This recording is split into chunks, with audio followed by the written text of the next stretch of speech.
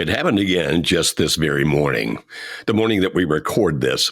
I was talking to a friend of mine, and he said, "Look, Joe, help me here. I can't get my wife to talk to me." I mean, we have business conversations about who pays the bills and those kinds of things, but when it comes down to really communicating and talking, she just won't do it any longer. Well, we hear that from men and women from all over the world. And that's what we're going to be talking about today, as well as looking at some of the questions that we've gotten specifically about that right here on Relationship Radio. This is Relationship Radio, an extension of Marriage Helper International, hosted by renowned marriage and relationship expert Dr. Joe Beam and CEO of Marriage Helper, Kimberly Beam Holmes. We answer your questions directly with research-based principles that you can implement immediately. Regardless of the situation, what we teach will not only make your relationships better, but will also help you to become the best version of yourself along the way. Don't forget to like, subscribe, and click the bell to turn on notifications. Turn up the volume and prepare to take notes as we begin this week's episode of Relationship Radio.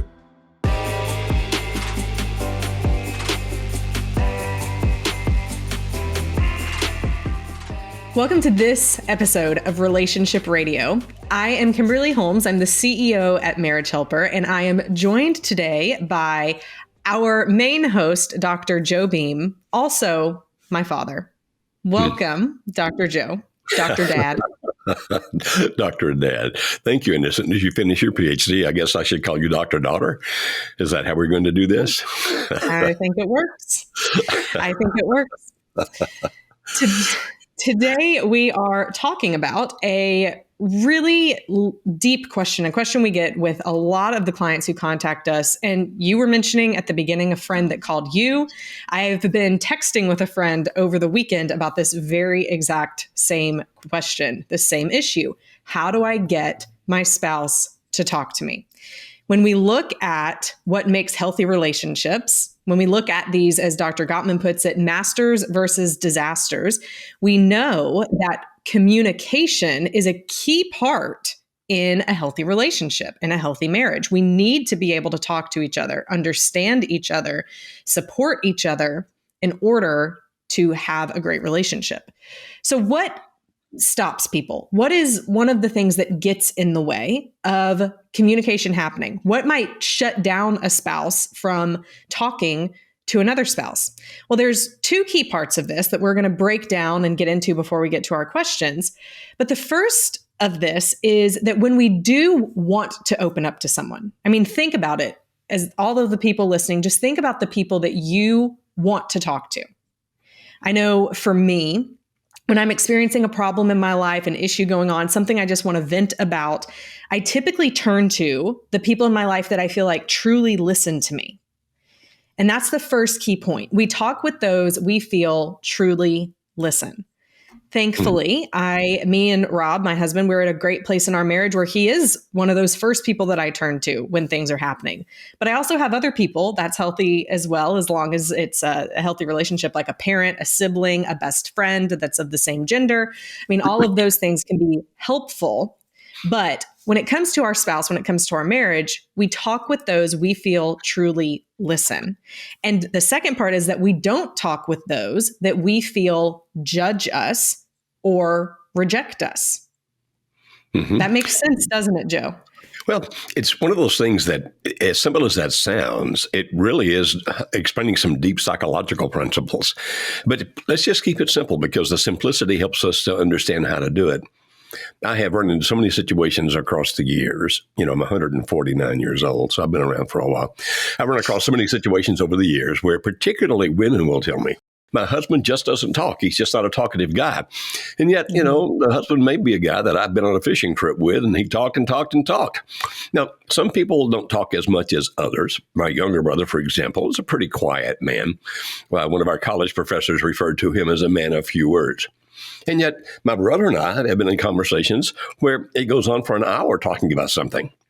If it's of interest, if it's something that's important to me, And if I feel like you're truly listening to me without judgment, without censorship, that you really want to understand what I'm trying to say, I don't have to wind up arguing. I don't have to wind up explaining more and more. In other words, we just want to hear what the other person says.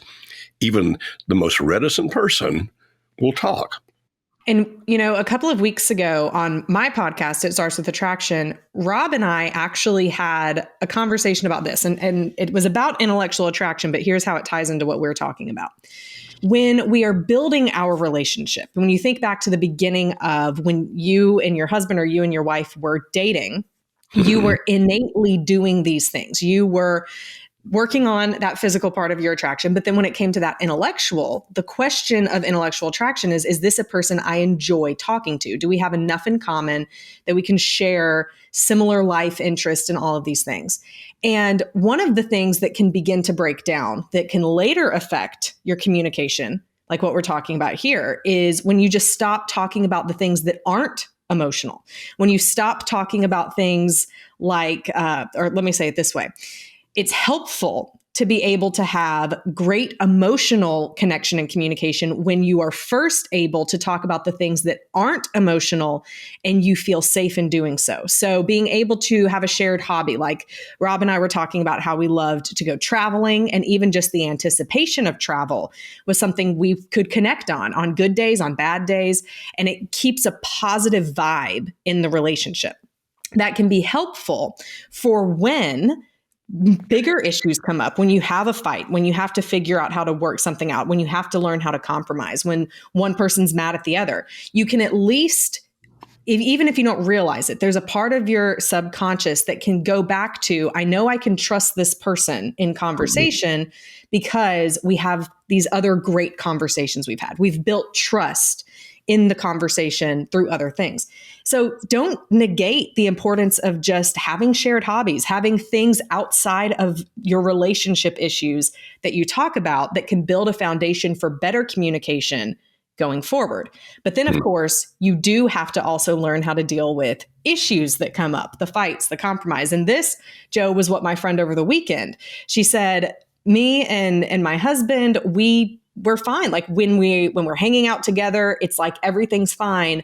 But when we disagree, he refuses to talk to me about it. He'll only talk to me about it over text message, and he'll never come back around and finish the conversation. That breaks trust in the communication as well. Mm-hmm. And in our next episode of Relationship Radio, the one that'll be after this one, we're actually going to talk about that, how to talk about tough things. In my book, The Art of Falling in Love, we talk about the fact that people typically start talking about, as you said, Kimberly, things that I would call facts, like you're talking about things that are innocuous, things that are non-threatening. You maybe wanted to grow some tomatoes in the backyard. And you talk about how to do that. What kind of plants do we want to buy? Where do we want to put them? Where can they get the best sun? Those kinds of things. But we also all have facts that are deeper. What we mean by that is that we typically have facts that we're afraid to share with the other person for fear that they will judge us or critique us in some fashion. But what's even deeper, and this is what you just said, so forgive the redundancy, is when you talk about feelings. So we start talking about facts, and if we can develop the trust, just like you said, then eventually it gets down to the emotions. Now, some people are listening right now, though, Kimberly, and I'll guarantee what they're thinking is, but I really do listen, and I don't judge, and those kinds of things, and my spouse still won't talk to me. And so we would ask you to think this through. It's not really what's happening in your mind, where you think, well, I'm fully accepting, I'm not judgmental, etc. But what you really need to do is figure out how your spouse is perceiving you. They're watching your facial expressions, they're watching your eyes, those kinds of things. And even if you think you're being non-judgmental, your body language might be indicating, well, I'm not happy with that, which will shut them down even if you don't say a word. And maybe some of the things you do say, where you think we're just having a conversation, you may be saying it in such a way that the other person hears it as a challenge. Like, I don't really believe that you're telling me the truth, or you can't be right about that. Or maybe you wind up correcting them rather than really trying to understand them. And so a lot of people who think, no, I'm a great communicator, not judgmental, very open, very willing to hear, when you watch them, In communication process, they're doing all kinds of things that are shutting the other person down. So we don't have time to explain all of those little nuances right now, but hopefully you heard the point. People will talk to someone that they feel truly listens, truly tries to understand me, and is not going to judge me, critique me, argue with me, but will try to understand my emotions. Now, Kimberly, right now, I know other people are thinking, but sometimes you need to argue because sometimes they're just wrong. Well, again, in the next episode, the one after this in Relationship Radio, we'll talk about how to talk about the tough things. And so, Kimberly, we have some questions about this. One of our team members will read a question that a husband sent in to us about getting his wife to talk. So, hey guys, my name is Rold, and I work on the Breakout Leader team as well as coaching team here at Marriage Helper. And in my role, I typically help couples by running the breakout groups on our workshops. Also, I coach couples and individuals through their marriage situation. Dr. Beam and Kimberly Holmes have asked me to read a question that was submitted by one of our listeners for today's episode. This person asks, my wife will not talk about our marriage or our lack of emotional intimacy. How do I get her to open up and break down the walls we have both built from years of job stress and family stress? How do I get my wife to want to be involved with me again? I would say that he needs to get his wife a glass of wine and a 2-hour-long massage. That's number one. Unfortunately, you can't get that through our website, so that'll have to be something else that you're going to find there. But your point is, help her be relaxed, and that's really important. And again, something we'll be talking about more in the next episode. But understand, if you want your spouse to talk to you, don't push. Because if you try to make them talk to you, they're going to resist it even that much more. Because there's some reason that she doesn't want to talk about your marriage. There is some reason that she doesn't want to talk about your emotional intimacy. Whatever that reason is, you're not going to make it work just by saying, I demand that you talk to me, or I'm going to keep nagging until you do. It will have the opposite effect. And sometimes it actually should start off with you. As a matter of fact, maybe almost all the time. Where it starts off with you being open and transparent. But before you do that, it sounds as if your wife may be a little bit closed off to you here. So rather than just starting out with, let me just share my heart with you, to a closed off person, it can make a lot of sense that you start this way. I would like to tell you what I'm feeling. I would like to tell you what I'm thinking. Would that be okay? Now, if you ask it lightly. Don't act like you're setting up the first act of some Shakespearean play, like, I need to talk to you. Are you ready to listen to me? Don't do that.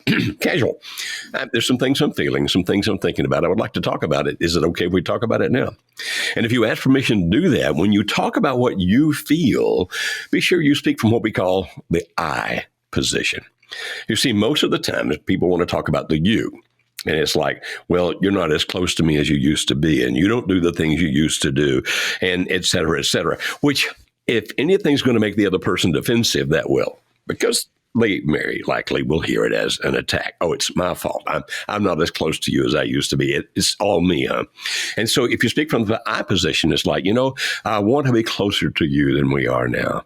And then explain why you want that, again, in terms of I, not you. And so if you can explain, I want to be closer to you. I want to be able to have a relationship to you where we can talk about anything and feel good about it, those kinds of things. Just be careful as you do that. Again, it's better to ask permission. Make sure you're not pushing. And as you're doing that, make sure you don't sound manipulative, like, I'd be so much happier if we could just talk to each other. The other person's not going to react well to that either. Be calm, be transparent, be open, and that can set the precedent where that you can share. Now, she may not respond in kind the first time. Don't get angry. You're like, wait a minute, I just opened up my heart to you. Now it's your turn. That's still pushing, whether you think it is or not. And so if you do that and she doesn't respond the way you want her to, let it go. Be happy that she actually heard what you had to say. And if she does respond, what is it, Kimberly, that's going to be so important that if I open up my heart, speak from the I, ask permission so that makes sure that she doesn't feel I'm pushing, then how should I respond? How should I react to her response? Let's say it that way. Appreciatively, for sure. And, there's a variety of ways that she could react. It could be, I don't care. I don't care what you said. I don't care what you think. It could be, why are you saying this to me now? It could be, hey, I appreciate you sharing that with me. Let me think about it. I mean, you don't know. The reason for doing this should not be only to elicit a certain reaction from her. The goal for you should be going into this, I simply want to let her know I care. I care about her. I care about the future of our marriage. And when you have that as the goal and don't have an expectation of how you want her to respond back, it's going to go a whole lot better. So whatever she says back, just try to understand her perspective. If she's closed off, maybe you stop pushing the conversation at that point and simply say thank you to her for that time that you have shared. But if she says, well, here's how I see it. I see that you've been the one that's pushed away, and she might not be using these I statements we're teaching you to do. Right. She may become defensive. That doesn't mean that you should go off course. But she may get defensive back. But you've been doing this, and for years I've been the one at home with the kids and working and then try to understand her perspective. Don't get defensive back. This isn't a time to get into a fight. Simply say, I didn't realize that you felt that way. I didn't realize this was weighing on you. Thank you for sharing that with me. Why are you doing this? You're doing it that way because you are reinforcing the behavior, not necessarily how she's doing it, but the behavior of her opening back up to you. And that is going to build that trust for her to be able to come back to you and continue to tell you more things that she feels in the future. Mm-hmm. So it's a process. There's not some magic word like open sesame and all of a sudden everything is going to be what it's supposed to be. It's a process. But it's a process where that if she's closed off to you now, then it means that you are going to have to change the way you're communicating to her because there's some reason she's closed off. And that's why we talk about ask permission. Don't be overly dramatic. Oh, I hurt so deeply inside. Try not to do that kind of thing. Be calm. Make it where it's two adults having a conversation where they're trying to understand each other, and make sure that you don't over dramatize it or in any other fashion make it feel as if you're trying to manipulate her. As a matter of fact, ask yourself the question, would I feel manipulated if I were being talked to this way? Do it calmly as adults. Try to understand the other person. And it's a process. It's not going to fix things like that. But it's a process that if you continue to follow, you can actually start having these communications again. Now, Kimberly, what do we have for them? Is there anything that we have that can help them do this? Yes. The Smart Contact Toolkit is one of our resources, and in it, we go deeper. Actually, me and Joe, go deeper into this concept of smart contact. It's one of the things that we have come up with. SMART is an acronym, and it's really a framework that can help guide you through having better communication with your spouse. So it teaches you how to stop the push behaviors, how to manage your expectations, how to allow time for your spouse to respond. We go through the whole thing in it and go in depth for each part. Here's what you do. Here's how you can say things. Here's the best tips, even some conversation starters for certain things. And it's a great resource. It is as I recall, that's a series of videos, right? It is a series of videos. I don't remember how many are in it, but yes, it's a series of videos. Yeah, Kimberly, I remember when we did that, there's actually 11 videos in that series where we go through each one of the things, as you said, SMART. Each letter stands for something, an acronym you came up with some time back. And we explained it in detail. Now, how can they find this? Go to marriagehelper.com/courses. And if there's anyone who is able to look at the show notes, then we'll have the link there as well. But again, the link is marriagehelper.com/courses. And for being a podcast listener, you can get 10% off. Just enter the code podcast when you check out, and you'll be able to get 10% off. It is the Smart Contact Toolkit is our most popular of the toolkits that we have. There have been thousands and thousands of people who have gone through it, and amazing reviews, amazing results from it. Yeah, we do get really good reviews to that. We do. Well, we have another question, this time from a wife. Let's, another one of our team members will read that, and let's answer that question if we can. Hi guys, my name is Shauna. I'm a breakout leader for Marriage Helper during their online workshops. And Dr. Beam and Kimberly Holmes asked me to read a question that was submitted by one of our listeners for today's episode. One of our listeners asked the following: My husband doesn't want to talk about sex. how he feels or thinks, or anything like that. He wants our marriage to flow. Yet he has this energy of loving me, but also makes me feel like I'm replaceable. What do you do when your husband doesn't want to talk about anything?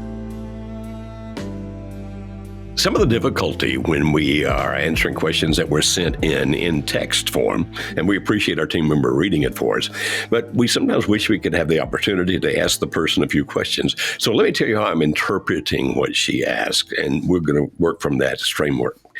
That he has the energy of loving me, which means that he's doing all kinds of wonderful things. Maybe he opens the door. Maybe he brings you flowers. Maybe he gives you compliments, those kinds of things. So he has the energy for loving me, but I feel replaceable.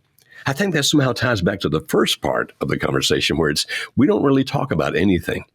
So here's a man that does a lot of things, but because we have no emotional connection to each other, then I feel like I'm replaceable. It could be just another woman plugged right in here, and he would keep doing those things because where's the emotional bond? Mm-hmm. Now, if he's avoiding talking to you about those things that involve emotions, a question that we would ask would be, what's he avoiding? Now, obviously, you can't answer that question for us, but what is he avoiding? Meaning there's some reason that he doesn't talk about those things. Now, either that reason, I'm going to give you the two more likely scenarios as to where it's coming from. The first is that it's coming from his life before you. That he, somewhere along the line with his parents, his family, early relationships, he learned not to be open and transparent. He learned not to have the bondedness by talking about these kinds of things. So he may have learned it before you ever got together. Or if that's not the case, then he learned it from you. Meaning, in all likelihood, he learned it from you. Meaning that the relationship that you have with each other, he doesn't want to be open and transparent with you because either he's afraid that if he is open and transparent with you, you'll abandon him, or he's afraid that if he's open and transparent with you, that you will somehow judge him. Now, interestingly, that still could also combine back to what happened when he was a kid. It could still tie back to the previous to you. But there's some reason he's avoiding these conversations. Now, we're not being able to do psychoanalysis here of him and not even trying to do that, but just get you to understand that if it's not happening, there's some reason it's not happening. You don't have to figure out exactly what it is, but it also can help you know, okay, I need to look at my behavior to see if there's anything that I need to change, because I can't change his past. If it's coming out of there, I can't do that. But I can help influence the change to his future. Therefore, I need to be very careful that he doesn't think that I'll think badly of him if he tells me what he really thinks or feels. And I need to let him know that even if he says something I don't like, I'm not going to be crushed by it. I mean, I'm human, I may be hurt, but I'm not going to be crushed by it. That I don't expect him to be perfect, just as I know that I'm not perfect. Now, I know that sounds philosophically easy to do, but it's kind of tough. Is that right, Kimberly? You agree it's tough? Yes, it is. It is tough. It is hard, especially because we're humans and we want what we want when we want it. And that includes emotional response back to us. But when this happens, when you're asking questions, maybe trying to just understand the lack of interaction from your spouse, why they're closed off, what's going on there, listen for the emotions. That is going to give you more of a cue into what might be the real issue than just the words. So listen for the emotions, not just the words. And that can include the lack of words around an emotion. So I'm remembering back to when Rob was going through a difficult time in the Army, and I knew what the issue was, even though he didn't say it, because when I would ask him about how things are going on at work, he would say, I don't want to talk about it. It was a lack of words. And it was even, to some might say, well, like he doesn't want to talk about it. It's a lack of emotion. But that was where he walled off. That was where you could see it was I'm putting this up. I'm not going any further. And that might be what to look for. And so what do you do when that happens? You don't try and bulldoze down whatever they're trying to protect themselves from at that moment, but you just notate it. There's something going on there. You can even depending on the situation, say, well, if there's anything you do want to talk about, anything I can do for you, I'm here. I'm here to listen or just to sit beside you. I'm just here for you. So listen for those. Yeah, and not just when your spouse is talking to you. Listen for the emotions when he's talking to somebody else. So, for example, if the way he talks with his mom, if you're paying attention to that, and like, I don't feel or hear any warmth in that. It's like they have a business connection rather than a mother-son connection, or with his dad. Or even when he's talking about his hobbies or anything else. It's amazing how much you can learn about a person if you just look at when they get very quiet, when they wall things off, the things they become more transparent about. And so listening to the emotions is not just when he talks to you, it's to watch him, to understand him in life. And that'll give you some more understanding from that. And then whenever you want to be open with him, much like we said to the previous question, often it's a good idea to ask permission. Hey, can I tell you what I feel? But if you practice transparency and telling him what you think, what you feel, what you do, not expecting him to reciprocate immediately, but hoping somewhere down the line he will. But if you practice that transparency, then it's more likely he will become transparent with you, because it's like, you're trusting me with information. With time, that can build up the trust. Well, he'll trust you with information. Well, Joe, we have covered a good deal of information in this episode about how we can use these resources, these tools, to help get our spouse to talk to us. And it's not from a way of trying to pry their mouth open or bulldoze things out of them, but it really goes back to us. It goes back to, how am I responding? How am I being a safe place for them? What can I do to facilitate more of this conversation? So our key takeaways that we have for this episode is, number one, to encourage your spouse to talk to you, you must listen without judgment. And even going back to the very first two things we talked about at the beginning of the episode, ask yourself how you're doing. Am I truly listening to my husband? Am I truly listening to my wife? Not just in my being silent, but my body language, turning towards them, all of those things. Am I listening? And then remember that we should not react with judgment, with disrespect, with trying to fix our spouse with what they're telling us, but just listen to truly listen. The second key takeaway is to always try and hear and understand the message behind what is being said. Try to look at the emotions, look at where they're closing off, look at more than just the words they're saying to identify the source of what could really be going on.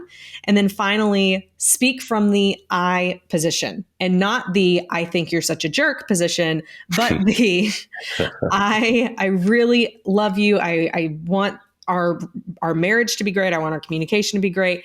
Here's what I'm seeing. What can I do to help make this better? That's the position to go from, to getting more and better communication with your spouse. So we recommend, again, you look into the 11 videos of the Smart Contact course, if you think that'll be of help to you.